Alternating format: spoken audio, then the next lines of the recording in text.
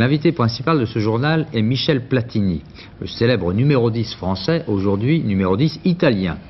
En effet, vous êtes depuis 3 mois à la Juventus, Michel Platini, et vous semblez y avoir très vite gagné une grande popularité, une place solide à l'intérieur de cette équipe prestigieuse. Alors avant de vous interroger, voyons un reportage de Victor Vraman, qui est notre envoyé spécial pour Antenne 2 en Italie, en permanence, et qui nous propose, vous nous direz si cela vous plaît, un portrait de Platini l'Italien.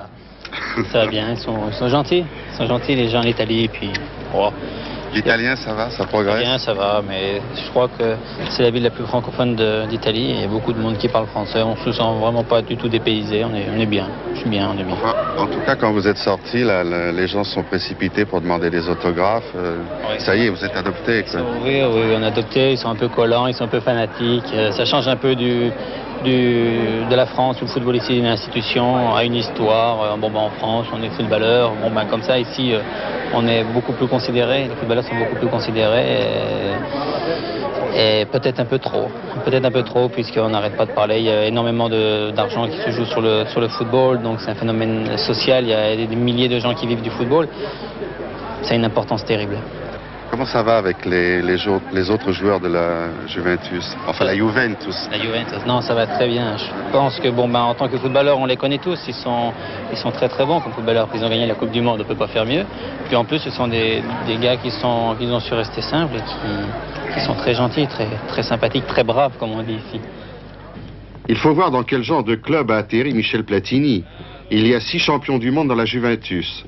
C'est l'ossature de l'équipe nationale qui a battu l'Argentine, le Brésil et l'Allemagne en finale et qui a donc remporté la Coupe du Monde. En tout cas, il n'y a pas le moindre soupçon de complexe chez Platini, qui joue avec Paolo Rossi, dit Pablito, un monstre d'opportunisme. Il ne faut jamais le laisser une seconde seule devant les buts.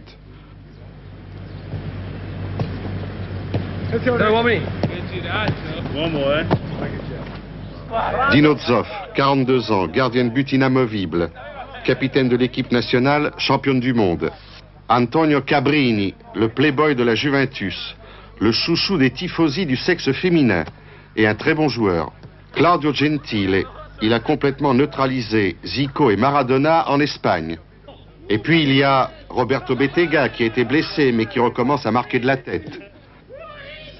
Il y a Zbigniew Boniek, le char d'assaut polonais, le second étranger de la Juventus avec Platini. Le but de la Juventus, c'est de gagner la Coupe d'Europe.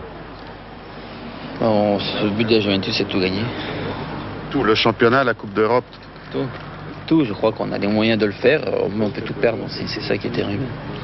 Le public italien, il est plus chaleureux que le public français, plus enthousiaste? Oui, il est déjà plus nombreux, il s'intéresse beaucoup plus au foot. En plus, vous savez qu'il y a le Totocalcio qui fait vivre des centaines de milliers de personnes, même des dizaines de milliers de personnes, je ne sais pas. Et ça passionne un peu toute l'Italie, donc tout le monde s'intéresse au calcio, donc s'intéresse aux footballeurs, ils sont plus fanatiques, ils sont plus près de nous. Platini, une passe intelligente à Bettega qui marque de la tête.